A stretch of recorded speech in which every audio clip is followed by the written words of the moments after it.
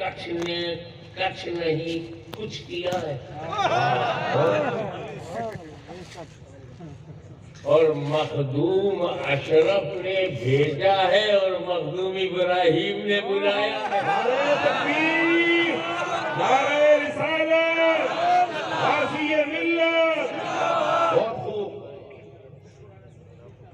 इसका मतलब है कि मखदूमों में जो पॉपुलर हो, बहुत खूब, मखदूमों में जो स्वीकार्य हो, मखदूमों में जो एडमिट हो। एक मखदूम भेज रहा है, दूसरा मखदूम बुला रहा है, तो जलता पति है आजम का। और सुनका जी जी, और सुनका कनेक्शन इनसे जी। तो मियां बल्ब कनेक्शन से ही जलता है। हमारी जिंदगी की जो धुरी है, हमारी जीवन शैली, अला कद्रे उकूलिहिम के फार्मूले के है। मैं अपनी भाषा लखनऊ वाली नहीं बोलूंगा जी जी, अहमदाबादी जी, और ना अहमदाबादी बोलूंगा जी, ठेठ और न तत्वों शब्दों का, संस्कृत के तत्सम शब्दों का प्रयोग करूंगा जी। साधारण शैली होगी, न हिंदी न उर्दू होगी, पक्की हिंदुस्तानी होगी जी।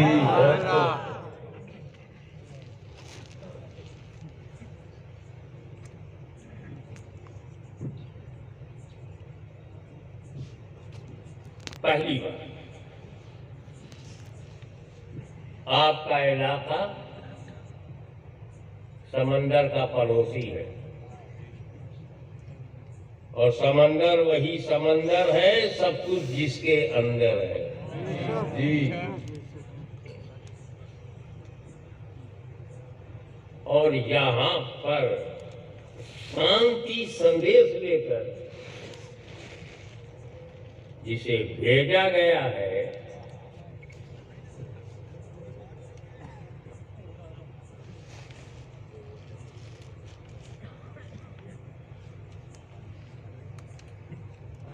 अजीब बात है।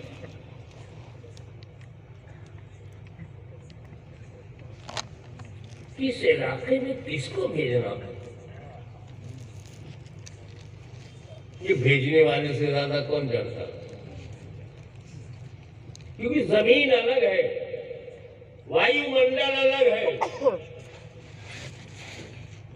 जलवायु अलग है। ऐसा नहीं है कि पूरे भारत में बासमती पैदा होता है,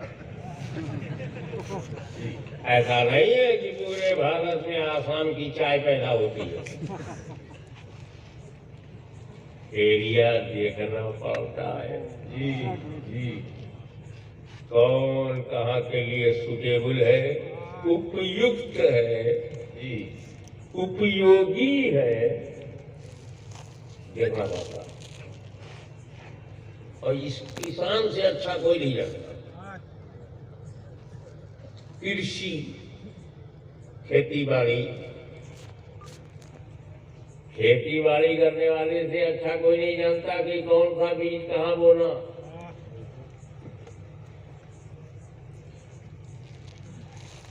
अगर गुजरात के कपास का खेत यूपी में डाल दिया जाए तो चाहे जितनी आस हो, कपास नहीं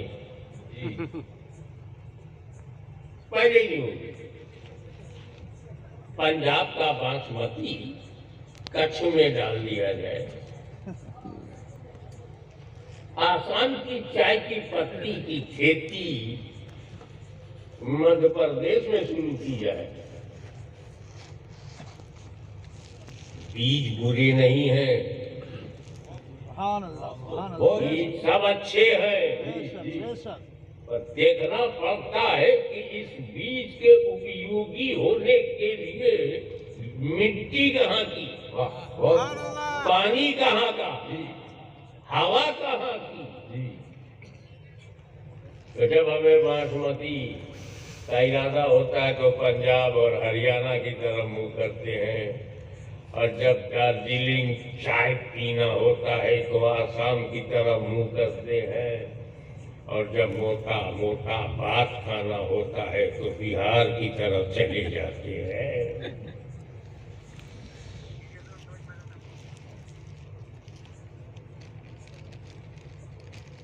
उत्तर प्रदेश के पूर्वांचल में गन्ने की खेती, शुगर केन का बहुत फैलाव है।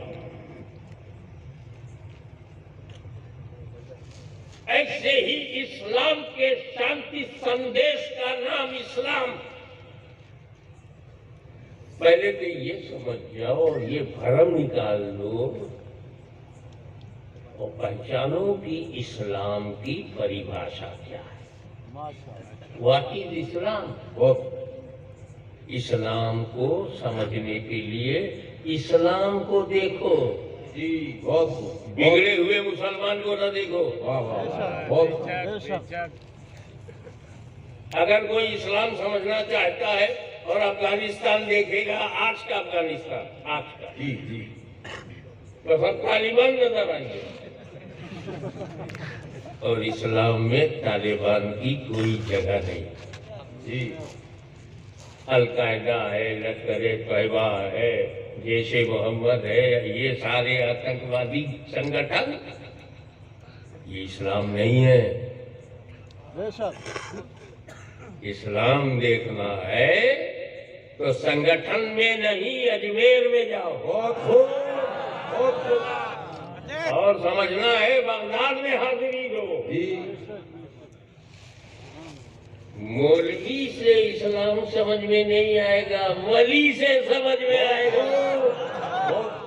कितने कच्छ में मौलवी मर गए, कब्र का पता नहीं, बहुत खूब, और एक वली चला गया। हाय हाय, बहुत अहमद शाह बुखारी, हाय हाय, बुखारी लेके आया, बदअकीदों का बुखार निकाल दिया।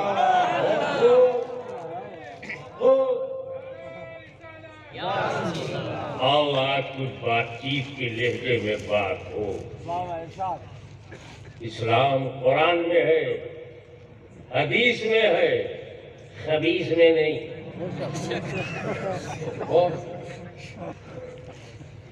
आज का मुसलमान सिनेमा हॉल में भी दिखता है, दारू खाने में भी दिखता है, शराब के अड्डों पे दिखता है, जुआ खेलता दिखता है।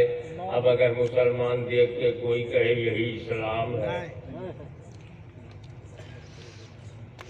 आतंकवाद इस्लाम में हराम है, स्ट्रिक्टली प्रोहिबिटेड।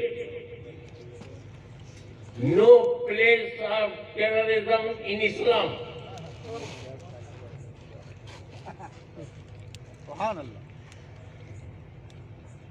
जैसे शराब इस्लाम में हराम, शराब इस्लाम में हराम सब जानते हैं ना। अब शराब खाने को कहोगे इस्लामी शराब खाना,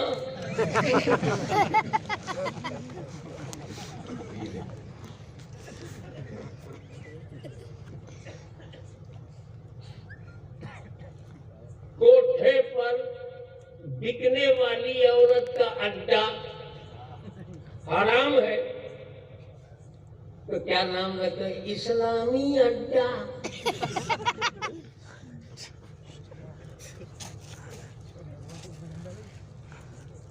तो जो इस्लाम में हराम है वो इस्लामी कहाँ है? तो जिस तरह शराब खाना हराम है, इस्लामी शराब खाना नहीं हो सकता, ऐसे ही आतंकवाद भी हराम है, इस्लामी आतंकवाद नहीं हो सकता। बहुत खूब, नारे तकबीर, नारे रिसालत। अब अपने सामाजिक जीवन पर एक नजर डालो। हम 3 चीजों से प्रभावित होते हैं और होना चाहिए। Number 1, beauty. ब्यूटी, उससे ज्यादा इंपॉर्टेंट हम समझते हैं क्वालिटी, और उससे भी ज्यादा इंपॉर्टेंट है रियलिटी। सुंदरता, उससे महान है विशेषता, उससे ज्यादा इंपॉर्टेंट है वास्तविकता। बहुत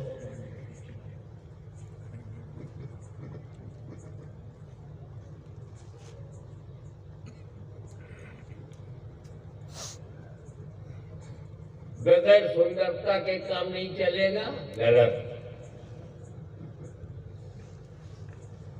बगैर सुंदरता के भी काम चलेगा अगर उसमें विशेषता हो। सुंदरता सिर्फ देखने भर अच्छी है, अति सुंदर है, मनमोहक है, कितने दिन टेम्पोररी है। Beauty is temporary. सुंदरता अस्थायी। बच्चा कितना सुंदर लगता है, चांद का टुकड़ा लगता है। Childhood most beautiful like a dewy morning.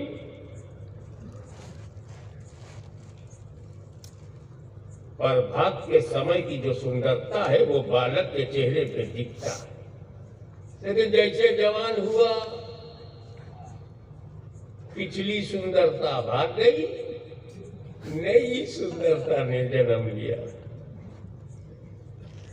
मेरी तरह बुढ़ा हो गया, जवानी भी गई, उसकी रवानी भी गई और उसकी कहानी भी गई, क्योंकि सुंदरता टेम्पोरेरी है। इससे ज्यादा इंपॉर्टेंट विशेषता है। किसी देश को चलाने के लिए, गुजरात प्रदेश को चलाने के लिए, देश को चलाने के लिए, अरब का देश हो, अजम का हो, देश को चलाने के लिए सुंदरता नहीं देखते, विशेषता देखते। पूरे जिले को नियंत्रण करने के लिए जब कलेक्टर बनाते हैं तो उसका चेहरे की ब्यूटी नहीं देखते, क्वालिटी देखते। लेकिन क्वालिटी भी टेम्पोरेरी है।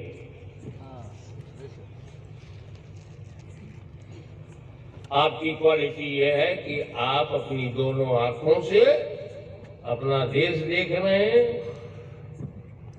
आपका देश प्रेम हाई हो रहा है, क्योंकि आंखों से आप देख रहे हैं।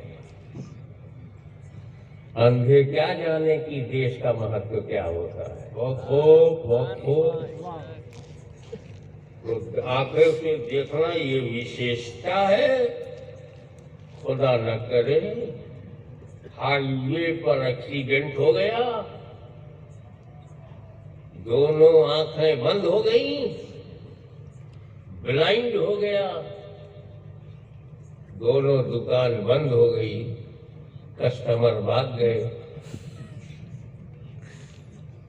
तो देखने की विशेषता समाप्त। ये भी टेम्परेरी है। हाथ है कभी कट गया, पैर है कभी ऑपरेट हो गया, किडनी है कभी निकाल दी गई, सारी विशेषताएं भी टेम्परेरी है। लेकिन रियलिटी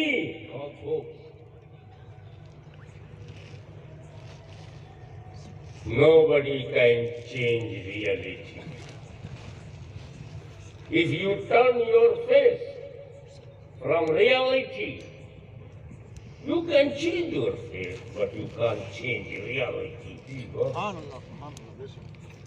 सच्चाई से मुंह मोड़ो तो मोड़ सकते हो, मगर सच्चाई को बदल नहीं सकते। सच्चाई तो तूफानों में नहीं बदलती, आंधियों में नहीं बदलती, सुनामी में नहीं बदलती। आंधी खारजियों की आई, मगर अली की सच्चाई गूंज रही है। करबला में आई, मगर हुसैन का झंडा लहरा रहा है। यजीदियत खत्म हो गई, सच्चाई खत्म नहीं।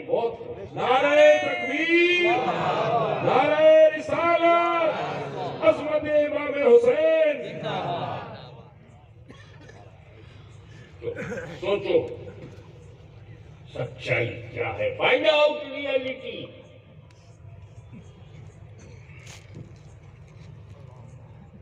क्या है हमारे जीवन की वास्तविकता? जानो रियलिटी, ताकि अंधकार से निकलकर प्रकाश में आ जाओ, अंधेरे से निकलकर उजाले में आ जाओ।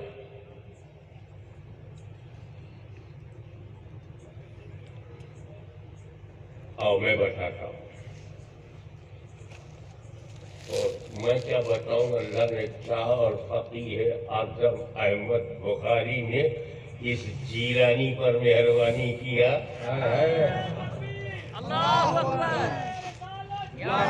तो आप बताइए,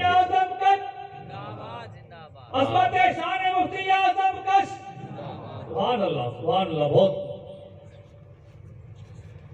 आप अपनी मर्जी से पैदा हुए हैं, हाँ?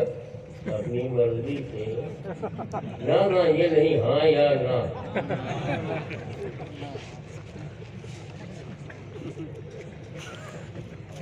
यहाँ जितने भारत के निवासी हैं, उनसे हमारा नेताओं का बनाया हुआ भाईचारा नहीं, वलियों का बनाया हुआ भाईचारा। बहुत खूब। नेता को देखोगे तो लड़ाता है, और साउथ इंडिया से आता है, लेकिन जब एक फकीह आज़म आता है, दिलों को मिलाता है। तो हाँ या ना में जवाब दो। अपनी इच्छा से पैदा हुए हो, अपनी मर्जी से, चलो अपनी मर्जी से मरोगे, पक्का बताओ। अपनी मर्जी से हम पैदा नहीं हुए, अपनी मर्जी से मरेंगे नहीं, तो अपनी मर्जी से जिएंगे कैसे? सोचो, मैं नसीहत करने बैठा हूं, क्योंकि उसके उर्स में आया हूं जो जीवन भर से नसीहत ही करता है। बहुत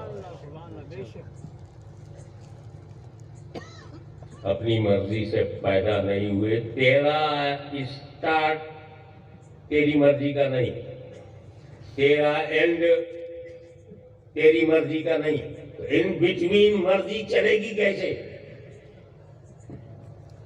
अब तुम बताओ, किसकी मर्जी से पैदा हुए? बोलो।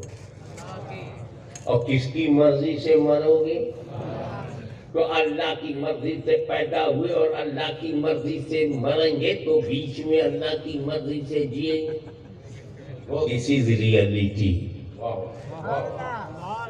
ये वास्तविकता है कि हम खुद आए नहीं, खुद जाएंगे नहीं। तो जिसकी मर्जी से पैदा हुए हैं, उसकी मर्जी से जीना है।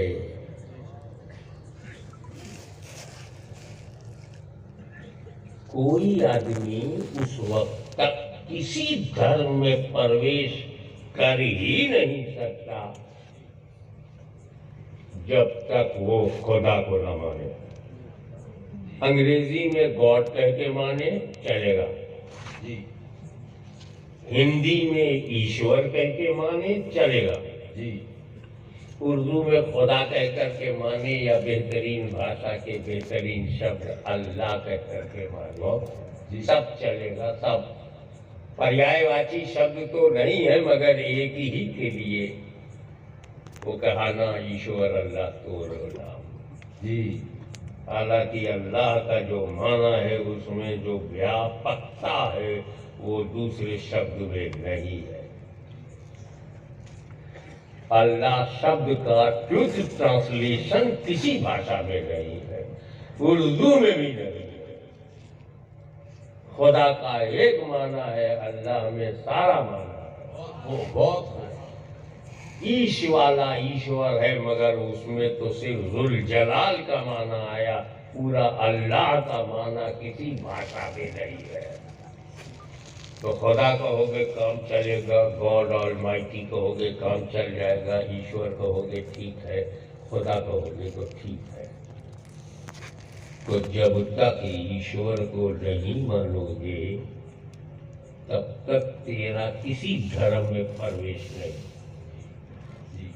हिंदू, मुस्लिम, सिख, ईसाई, जैन, बौद्ध, किसी भी धर्म में जाना है तो क्रिएटर को मानना होगा।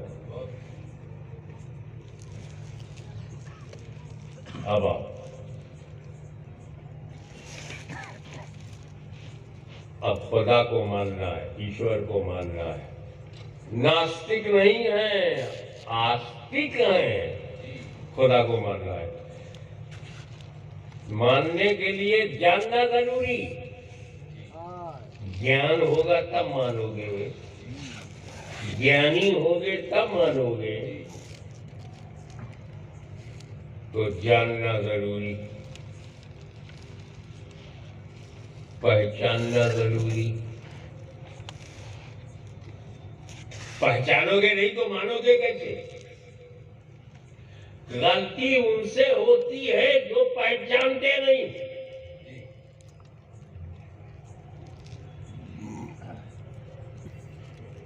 दो साल का बच्चा पेशाब पैखाना नहीं पहचानता,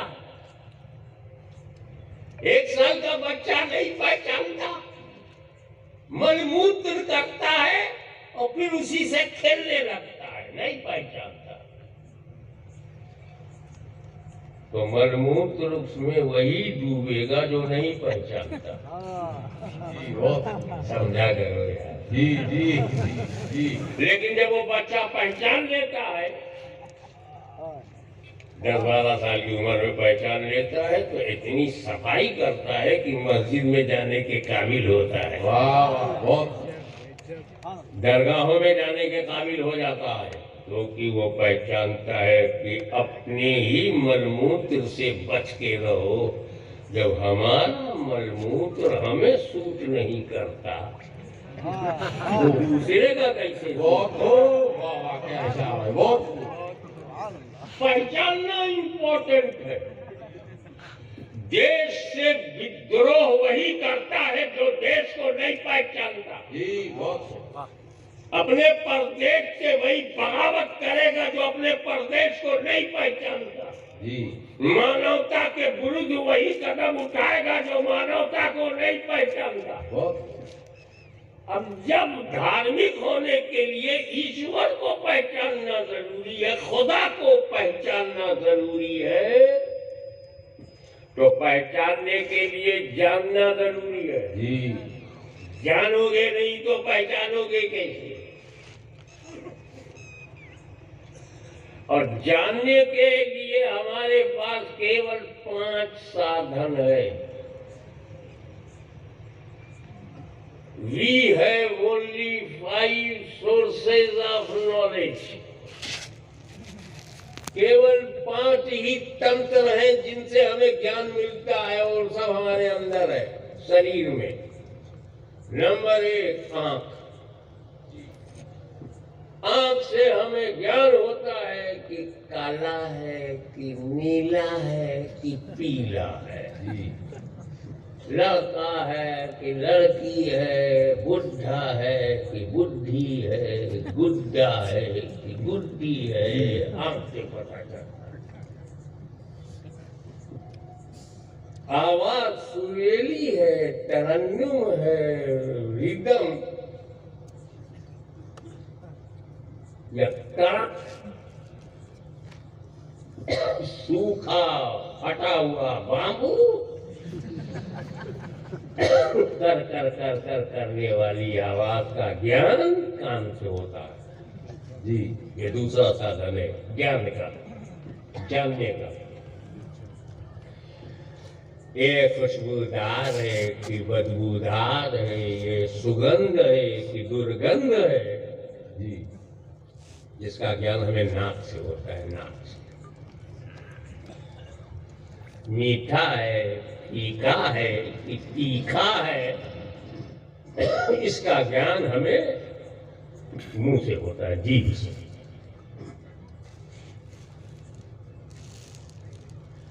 और ये ठंडा है कि गर्म है, टच करने से मालूम होता है। लम्स,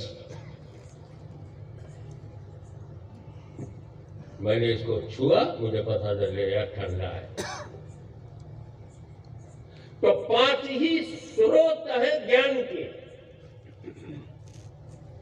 जानने के जरिए सिर्फ 5 है।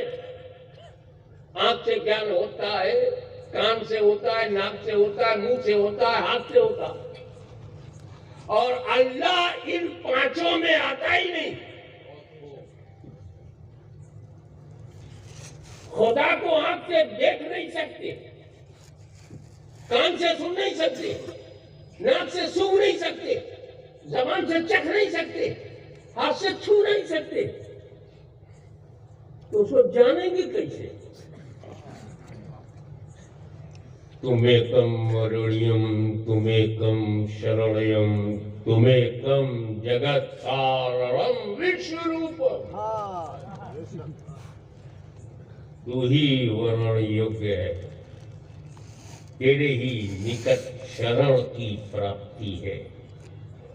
तुमेकम जगत कारणम विश्व रूपम, अर्थात तू ही जगत का रचयिता एवं विश्व व्यापी है। इसको सरल भाषा में अगर मैं कहूं, तू ही काबिले हमदो सना है, तेरे ही कुर्ब में अमा है, तू ही खालिक़े अर्ज़ो समा है, तू ही कायनात को मुहीत है, तू ही विश्वव्यापी है। जो विश्वव्यापी होता है वो अनंत होता है, जो अनंत होता है असीमित होता है, जो असीमित होता है वो निराकार होता है, और जो निराकार है वही हमारा परवरदिगार है। आंख से कुरान पढ़ा, आयतें याद हो गई, हाथ से कुरान उठाया, सवाब मिला, होठों से अपनी मां के चरणों को चूमा। पर यार अल्लाह तो होठों पे आता नहीं, हाथ से हम छू नहीं सकते, कान से सुन नहीं सकते, आंख से देख नहीं सकते, तो जाने कैसे? क्योंकि अल्लाह हिडन रियलिटी, गैब,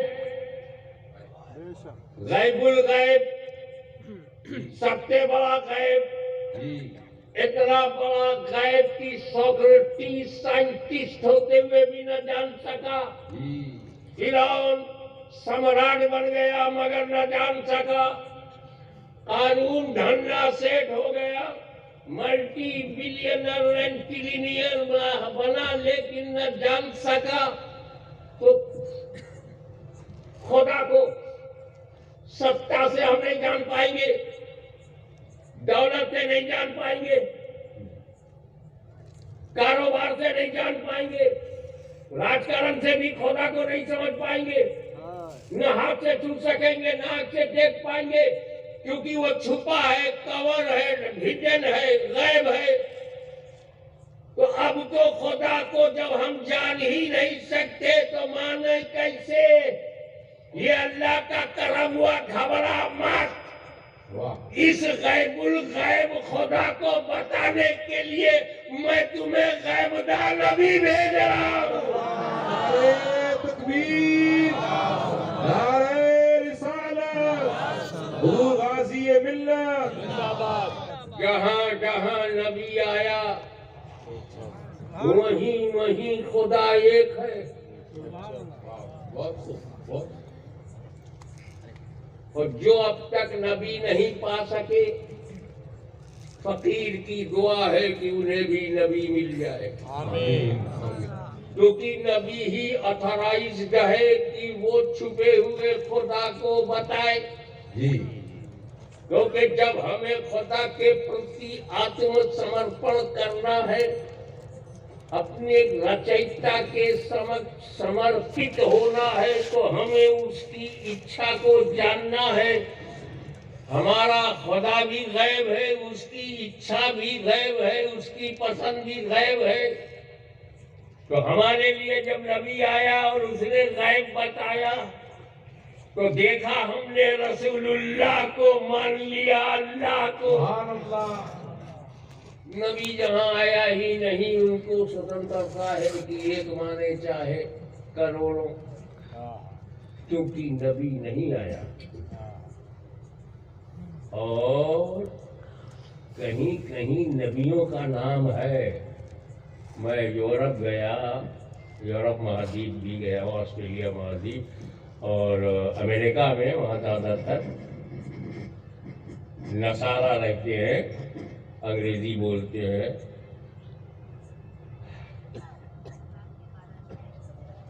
वहाँ नबी का नाम है, मगर वो हम जो अरबी भाषा में बोलते हैं, कोई हिब्रू में बोलता है, ये इंग्लिश में बोलते हैं। हम आदम कहते हैं, ये एडम। हम इब्राहिम कहते हैं, अब्राहम। हम याकूब कहते हैं, ये जैकब। हम यूसुफ कहते हैं, ये जोसफ। हम यूनुस कहते हैं, ये जोनस। हम इसहाक कहते हैं, ये ईसा। भाषा अलग है, लेकिन नबियों का नाम तो है। लेकिन जब हमने उन पर ध्यान से देखा, तो बड़े बड़े धर्म के ज्ञानियों में देखा कि ईसाइयों में ईसा का पैगाम गायब, इंजील का मैसेज गायब, नाम रह गया। मूसा का नाम है, ईसा का नाम है, इब्राहिम का नाम है, इसहाक का नाम है, यूनुस का नाम है, यूसुफ का नाम है, ईसा का नाम है। पैगाम गायब। मगर इस धरती पर, जिस धरती को भारतवर्ष कहते हैं, शुक्रिया अदा करो, यहाँ तुम कितने मुसलमान हैं, नबियों का नाम भी मालूम है, उनका पैगाम भी मालूम है। ये क्या बात है कि हज़रत दाऊद अलैहिस्सलाम के पैगाम में संशोधन हो गया। ये क्या बात है कि हज़रत मूसा के पैगाम में संशोधन हो गया। ये क्या बात है कि ईसा अलैहिस्सलाम के पैगाम में संशोधन हो गया, जबकि उनके पास ज़बूर भी है, तौरेत भी है, इंजील भी। मुसलमानों में कुरान का संशोधन क्यों नहीं हुआ?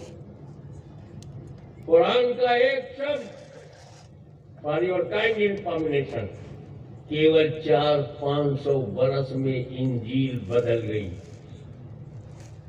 मैं इतिहास बता रहा हूं, उपहास नहीं कर रहा हूं,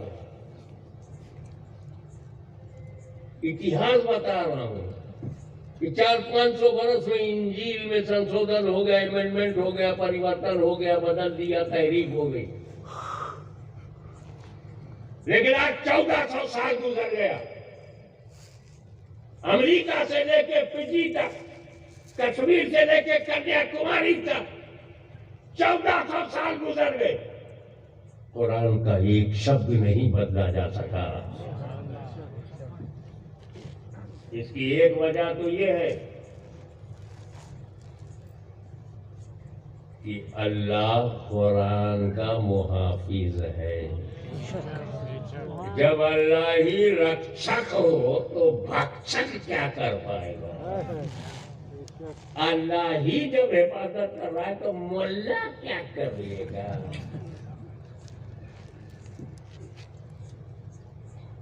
जब शाहे मदीना मुहाफिज हो तो कमीना क्या करेगा? एक वजह तो ये है कि अल्लाह कुरान की हिफाजत की अपने जिम्मे करम में हिफाजत को ले लिया है रब तबारक व तआला ने। बड़ी साफ वजह है। और दूसरी वजह शहजादे फकीह आजम शहजादगाने फकीह आजम अहमद बुखारी रहमतुल्लाह अलैह, इन शहजादों से चाहूंगा कि एक दिन बैठा बैठा मेरे मन में ये ख्याल आया, वो बयान कर रहा हूं। कहीं ये बात तो नहीं थी असलन तो अल्लाह ने हिफाजत अपने जिम्मे करम में ले लिया, लेकिन जरिया हकीकतन मुहाफिज़े कुरान खुदा है, मगर जरिया हकीकतन बच्चा पैदा खुदा करता है, मगर जरिया माँ बाप। अल्लाह ही ने हिफाजत फरमाया, मगर जरिया रसूलुल्लाह ने दिया। बहुत आसानी से समझ में आएगा। जब मूसा अलैहिस्सलाम ने तौरेत दिया तो तौरेत दिया, अपना अहले बैत नहीं दिया। बहुत खूब, गहराई में जाओ। ईसा अलैहिस्सलाम ने तो शादी नहीं की थी, तो गुरु ने तय किया है कि मैं शरीयत ईसवी पर निकाह नहीं करूंगा, शरीयत मोहम्मदी पे करूंगा। इसलिए उन्हें जिंदा रखा गया है ताकि जब वो आवे इमाम महदी के साथ होवे तो निकाह करें, और निकाह कुरान और सुन्नत के मुताबिक। कैसी शरीयत है कि ऐसी शरीयत रसूल को भी पसंद आ रही, ईसा मसीह अलैहिस्सलाम को पसंद आई, तो अहले बैत का सवाल नहीं। हज़रत दाऊद अलैहिस्सलाम ने ज़बूर दिया, अहले बैत नहीं। लेकिन जब मुस्तफा ने कुरान दिया तो अकेला कुरान नहीं दिया, साथ में अहले बैत भी दिया। सुभान अल्लाह, सुभान अल्लाह, बहुत खूब। इसलिए डंके की चोट पर एक जुमला बोलता हूं कि जब तक दुनिया में अहले बैत का खानदान रहेगा, मुसलमानों के घरों और दिलों में कुरान रहेगा।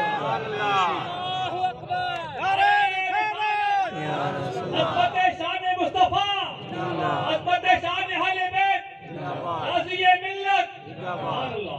बहुत खूब। कुरान का साथी अहले बैत को बनाया।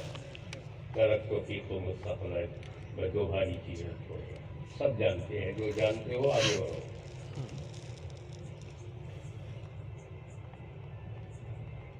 अगर किसी के दिमाग में ये बात आती है कि सहाबा किराम मुक़द्दस तरीन जमात है, जमात सहाबा जैसी जमात को आसमान ने दूसरी देखा ही नहीं। आदम अलैहिस्सलाम से लेकर ईसा अलैहिस्सलाम तक जमात सहाबा बहुत कसीर तादाद में है, मगर जो जमात सहाबा मुस्तफ़ा की जो बनाए हुए हैं, पूरी दुनिया में उसका जवाब है। उसमें भाई ये है ना कि सहाबी तो तभी तक बनेगा जब तक नबी रहे। जब नबी पर्दा कर लेंगे तो सहाबी बनना बंद हो जाएगा।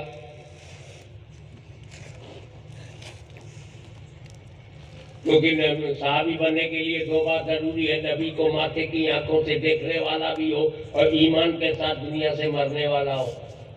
दीदार मुस्तफा मौतल इस्लाम, दो बात जिसमें है वो सहाबी। तो जब तक रसूल रहेंगे ये देखते रहेंगे, सहाबी बनते रहेंगे। लेकिन जब रसूल दुनिया में दिखाई नहीं पड़ेंगे तो सहाबी बनना बंद हो जाएगा। सहाबी घटना शुरू। 50 बरस में 50% वसाल हो गया। 100 बरस में 90% सहाबी चले गए। 200 बरस के बाद तो एक भी सहाबी नहीं। तो अगर कुरान का साथी सहाबा को बनाया जाता तो 200 बरस ही तक कुरान के पास साथी रहता और 200 बरस के बाद कुरान फिर अकेला हो जाता। इसलिए रसूल ने अहले बैत को साथी बनाया। न क़यामत तक कुरान खत्म होगा, न अहले बैत खत्म होगी। नारे तकबीर, नारे रिसालत, हुजूर गाजी मिल्लत। जरूरत बहुत इंपॉर्टेंट है। तो क्या करते हैं आप? गुजरात में कपास है, गेहूं नहीं, ज्वार है, बाजरा बनाए पैदा करेंगे। जमीन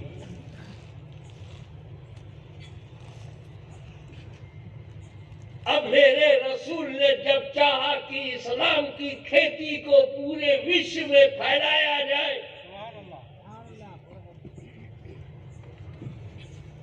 तो पूरी दुनिया सामने जब इराक पर नजर पड़ी, इराक के लिए कौन सा बीज भेजा जाए, वहां इस्लाम की खेती कैसे की जाए, वहां पर विशाल फसल कैसे उगाई जाए, ये इराक बेवफाओं का शहर, गद्दारों का शहर, बुज़दिलों का नगर। मोहब्बत भी करते हैं और डर भी जाते हैं, दावत भी देते हैं, घरबंद भी कर लेते हैं, बुलाते भी हैं और अकेला छोड़ देते हैं।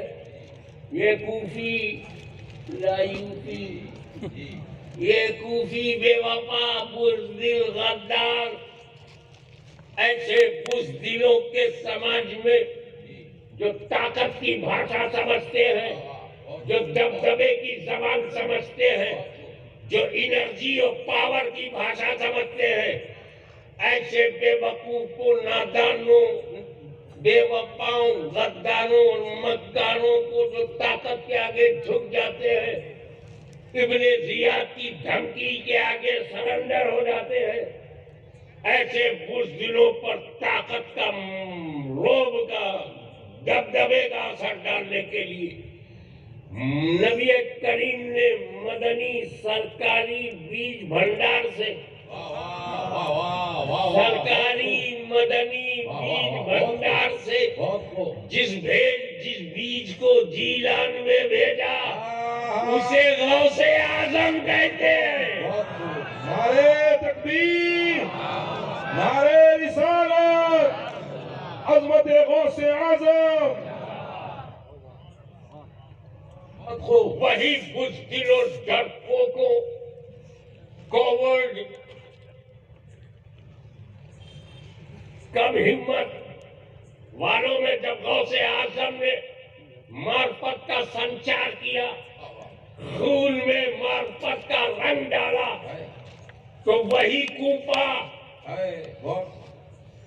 मौला अली के दर पर इस्लाम का मरकज बन गया। नजफ अशरफ, नजफ ही नहीं अशरफ बन गया। बुज़दिली निकल गई, इश्क सामने आ गया, गौसे आजम का दिया हुआ हौसला। और फिर वो कौन गौसे आजम? वो गौसे आजम जिसकी सुबह शाम पर सैयदे कायनात की नजर हो, वो गौसे आजम जिसे निकलता हुआ सूरज नमस्कार करे, खबरदार करे, और डूबा हुआ सूरज पैगाम देता हुआ जाए, वो गौसे आजम जो पट पर बैठकर आसमान पर हुकूमत करे, वो गौसे आजम जिसका कदम बलियों के कांधे पर हो, वो गौसे आजम जो दिलों को पढ़कर दिलों को बदल दे, वो गौसे आजम। नतीजा क्या हुआ कि सिलसिले आलिया कादरिया ने बुझे हुए दीपक को जलाया, डरे हुए लोगों को हिम्मत बढ़ाया, और वहां पर अहले बैत के झंडे को लहराया। अब जब मेरे नबी के सामने तुर्किस्तान, अफगानिस्तान, पहाड़िस्तान, पथरिस्तान, कड़क धरती, कड़क लोग, न रूस कब्जा कर पाया न गए तो सब बहुत बेआबरू होकर तेरे कूचे से हम निकले। ऐसे सख्त लोग, इनकी जमीन कड़क, परिवार कड़क, दिमाग कड़क, दिल हृदय भी कड़क, पत्थर घर, पत्थर का पहाड़, पत्थर दिल। मैं अपना एक वाकया बताऊं। बम्बई में काबुल से पठान आया था, सुन्नी शहीद अकीदा था, मुझे मिलने आया। नाम सुन करके सादात का बड़ा एहतराम करते आए। मैंने पूछा, बेटा तुम्हारे कितने बेटे बच्चे? कहा साहब 2 बेटे मेरे हैं, 2 अपनी अम्मा के। बम्बई जूनी मस्जिद में मैं बैठा हुआ था, मेरी समझ के बाहर हो गया, 2 इसका है 2 इसकी अम्मा का। क्या मामला? 2 बच्चे मेरे और 2 अम्मा के, अपनी अम्मा के। मैंने कहा क्या मतलब? कहा 2 बच्चे बंदूक चला करके शिकार कर सकते, वो बेटे मेरे हैं। और अभी 2 बेटे बंदूक उठा नहीं सकते, वो अपनी अम्मा के। ऐसे खतरनाक मानसिकता में कौन सा बीज भेजा जाए? वहाँ इस्लाम की खेती कैसे हुई? सर फिरे, पत्थर दिल, पत्थर दिमाग, पथरीला मिजाज, पथरीली मानसिकता। तो सरकारी मदनी बीज भंडार से बीज को वहाँ भेजा गया, उसे सरकार नक्शबंद कहते हैं।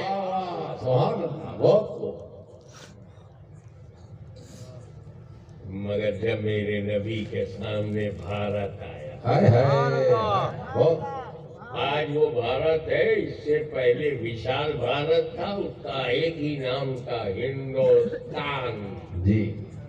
उसमें आज का ये सारा सिंध, हिंद, बंगला, बर्मा, नेपाल, भूटान, सब हिंदुस्तान।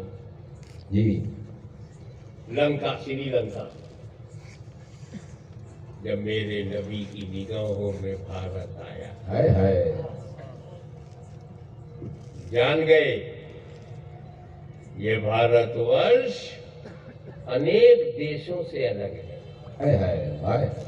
ये अफगानिस्तान की तरह कड़क नहीं है, कूफा की तरह बेधड़क नहीं है, और नजद की तरह फौकुल भड़क नहीं है। ये सीधा सीधा चरक की तरह है, अपनी धुन में मगन है।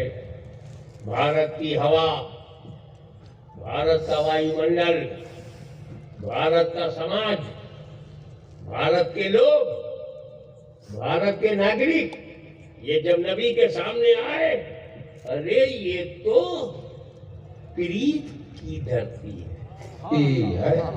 यहाँ प्रीत है, मीत है, गीत है, संगीत है।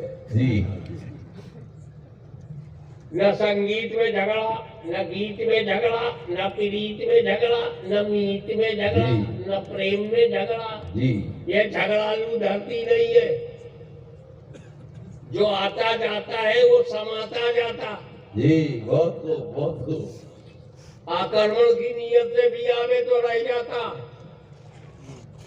सारी औलाद यही रह जाती।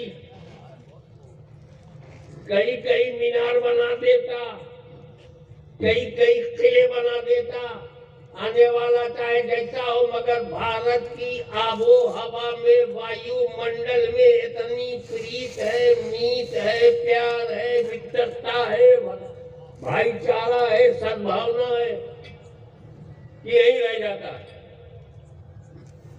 यही तो वजह है कि संजर से अजमेर आए, अजमेर से संजर नहीं गए। यही तो वजह है कि बुखारा से कच्छ में आए, कच्छ से बुखारा नहीं गए। नारे तकबीर।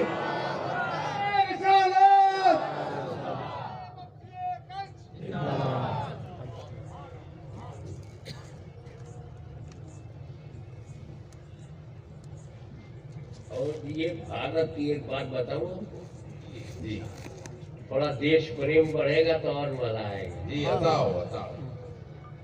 ताकि जो नपुंसक हैं उनकी समझ में आ जाए जी, तो मुसलमान से ज्यादा देश प्रेमी कहाँ है। बहुत उसका पीर यहाँ, जी जी, पीराने पीर का जज्बा यहाँ, वाह बहुत, उसका पूरा परिवार यहाँ, उसका सारा संसार यहाँ।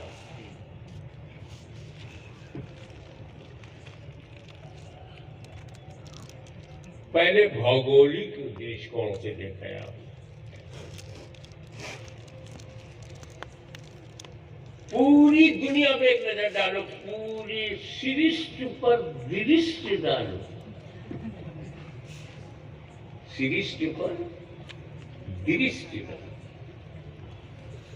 कोई एरिया ऐसा बहुत बड़ा एरिया, यूरोप का एरिया इंग्लैंड से शुरू होता है और रशिया तक पहुंचता, बर्फ ही बर्फ चारों तरफ, स्नोफॉल, हिमपात, बर्फिस्तान। वहां रेगिस्तान नहीं मिलेगा। इंग्लैंड में, हॉलैंड में, बेल्जियम में, जर्मनी में, ऑस्ट्रेलिया में, फ्रांस में आपको रेगिस्तान नहीं मिलेगा, जंगलिस्तान भी नहीं मिलेगा। अफ्रीका में मैं घुस गया तो साउथ अफ्रीका से लेकर जिम्बाब्वे तक 2500 किलोमीटर का सिर्फ जंगल, पूरा अफ्रीका जंगलिस्तान, रेगिस्तान नहीं है।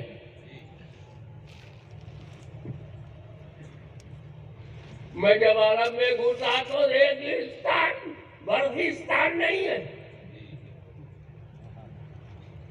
बारिश हो जाए तो शुक्र, बर्फबारी होती नहीं, हिमपात होता ही नहीं, स्नोफॉल होता ही नहीं। यानी अल्लाह ताला ने बारिश को, रेत को, बर्फ को बांट के दिया। यूरोप वाले बर्फिस्तान बने रहो, रेगिस्तान नहीं।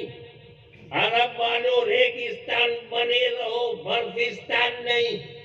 अफ्रीका वाले जंगलिस्तान बने रहो, पैदल जमीन नहीं। तो ऋतु को, मौसम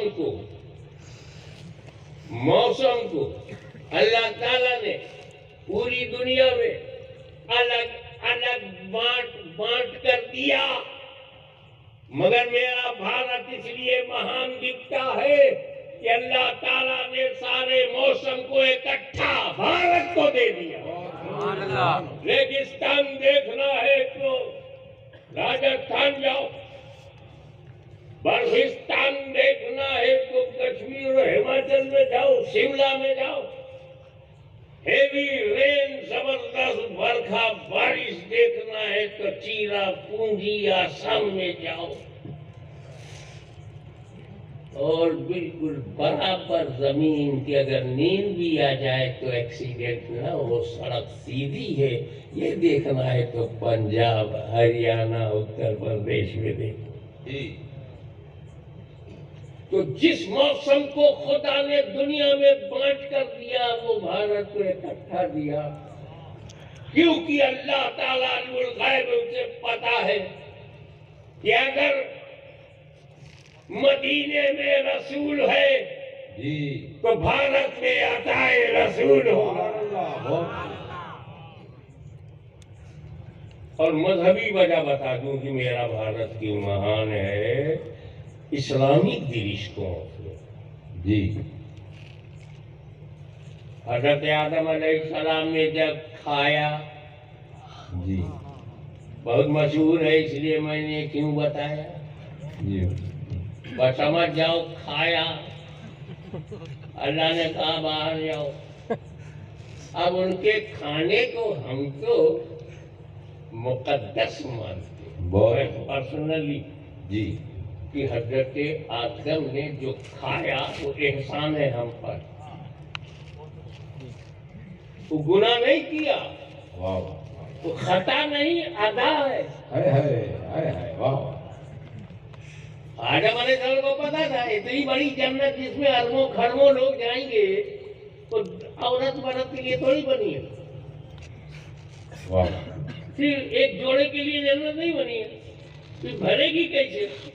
वाह वाह और जन्नत में बच्चे पैदा नहीं होते, जी होते ही नहीं, अपील करने की जरूरत ही नहीं, होंगे ही नहीं। जी जन्नत में बुढ़ा भी नहीं होगा, बच्चे पैदा ही नहीं होंगे। तो बाबा जब जन्नत में पैदा ही नहीं होंगे तो यहाँ तो होने दो, हाँ, बहुत खूब ये जन्नत हो रही है। जी अब आदम अलैहिस्सलाम जान रहे हैं कि ये जन्नत को लोगों से भरना है, नबीयीन से, सिद्दीकीन से, शुहदा से, सालिहीन से, औलिया कामिलीन से भरना है। उन्हें पता है खाऊंगा नहीं तो बाहर जाऊंगा नहीं। अब अल्लाह ने मना कर दिया, करीब जाना मत। जब करीब नहीं जाएगा तो खाएगा क्या? जी आदम अलैहिस्सलाम नबी हैं, मासूम अनिल खता हैं, नबूवत वाले हैं। जब अल्लाह ने मना कर दिया तो खाएंगे नहीं। नबूवत रोकेगी, मासूमियत रोकेगी। अब अल्लाह की हिकमत क्या है? खाएगा नहीं तो जाएगा नहीं, खाएगा नहीं तो जाएगा नहीं, धरती पर जाएगा नहीं तो औलाद होगी नहीं। हिकमत ध्यान से सुनना, हिकमत, ताकि अंबिया कलाम का जिक्र अदब से करो। जी बहुत उनकी खता जो है हमारी सबसे बड़ी नेकी पर भारी है, जी बहुत क्योंकि उस खता में भी कोई अता है है और अल्लाह की उसमें कोई अता है। जी अल्लाह ताला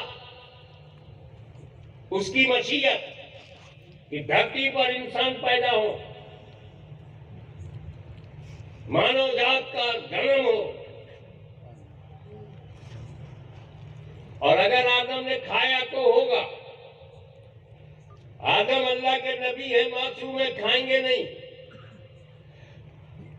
अब जुमला दे रहा हूं ध्यान से, उलमाए कराम सादात कराम को नजराना मेरी तरफ से, वो जुमला जो दे रहा हूं शायद ही आपने कहीं पढ़ा हो।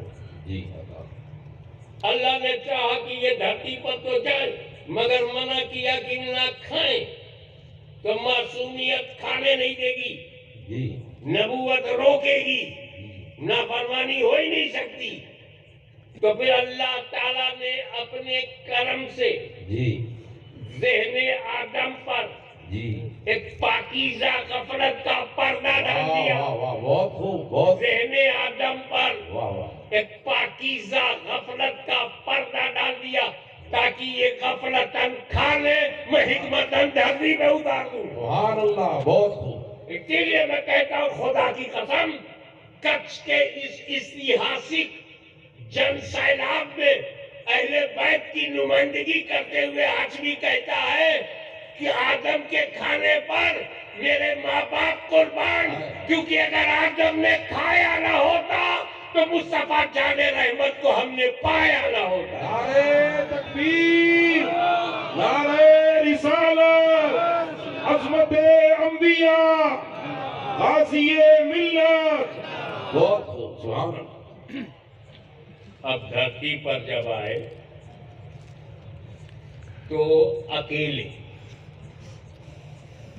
अम्मा, अब उनकी बीवी हमारी दादी जिद्दम, और ये उतारे गए हिंदुस्तान में।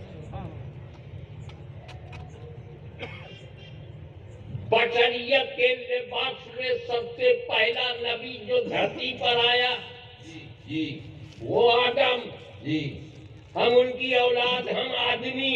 जी वही मनु, उनकी औलाद मनुष्य, जी वही आदम, उनकी औलाद आदमी। जी हिंदू, मुस्लिम, सिख, ईसाई, जैन, बौद्ध, आस्तिक, नास्तिक जो भी हो, सब आदम की औलाद है और सबके पूर्वज आदम है। जो पैदा हुआ जी वो आदम के बाद हुआ, जी चाहे मक्के में पैदा हो, जी मदीने में पैदा हो, जी चाहे काशी में पैदा हो, जी चाहे गुजरात में पैदा हो, जी चाहे कच्छ में पैदा हो, जी पैदा है तो आदम की औलाद है, आदमी है, तो आदम ही पूर्वज है। पूर्वज की तरफ पलट रहे तो आदम की तरफ पलट ले। बहुत और अगर कोई बोलता आदम मेरे पूर्वज नहीं है, नो प्रॉब्लम, हम समझ जाएंगे आज से ये आदमी नहीं है। No problem. मगर आदम जब धरती पर आए, अब देखो मैं यहाँ आया, हमारे रफीक भाई ने, आजी जुमा ने कई घरों में हमको टिकाया। पहला घर कोई और था, दूसरा कोई और था, तीसरा कोई और था, पर मेरा घर कोई नहीं। पहले से मालिक मौजूद, लेकिन मैं किसी ऐसे जंगल में चला जाऊं जहां कोई आदमी ना हो, कुटिया बना के बैठ जाऊं। मैं कुटिया बनाना पसंद करूंगा, खानका बनाना पसंद करूंगा, आश्रम नहीं। सुना है कि कई लोग आश्रम बना के आजकल जेल में है। सारी आशा निराशा में बदल गई। सारी हाँ, तुम भी बोला करो।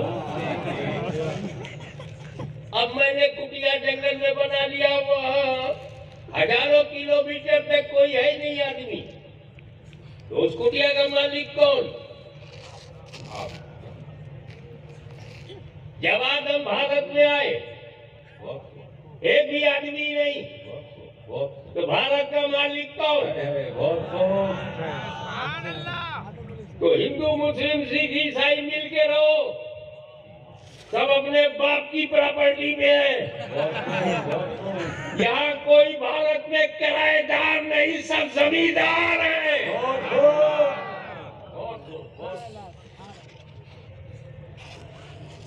अब बताओ, इतनी बड़ी दुनिया में पहला नबी बशरियत के लिबास में मानव के रूप में आ रहा है, तो अल्लाह ने भारत को चुना। मैं क्यों न कहूँ मेरा भारत इस्लामी दृष्टिकोण से भी महान है, क्योंकि यहाँ मुसलमान है तो क्यों नहीं महान है, खाजे खाजगान है क्यों नहीं महान है, हमारा हिंदुस्तान है क्यों नहीं महान है। और भाई कराम के लिए अर्ज करूं कि जब आदम अलैहिस्सलाम ने भारत की धरती पर अपना कदम रखा,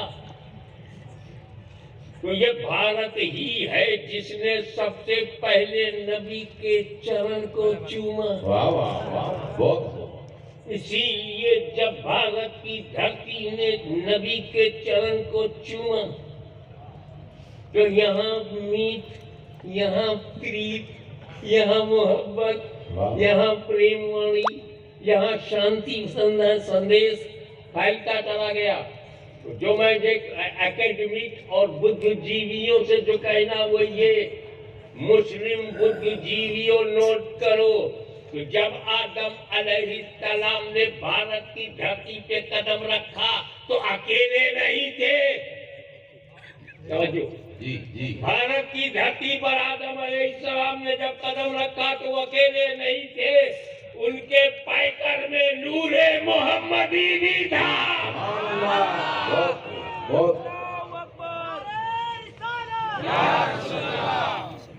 तो वास्तविकता समझो, जी जी, व्हाट इज योर रियलिटी?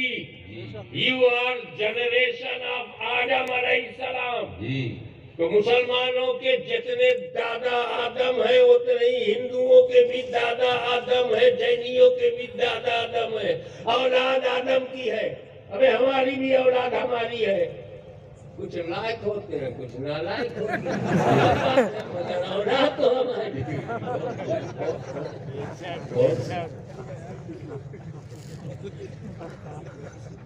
कई सहाबी की औलाद गड़बड़ा गई, और कई काफिरों की औलाद ईमान वाली हो गई। जी जी अब हजरत इकरमा ईमान लाए हैं, बाप थोड़ी बदल जाएगा, बाप तो अबू जहल है। जी जी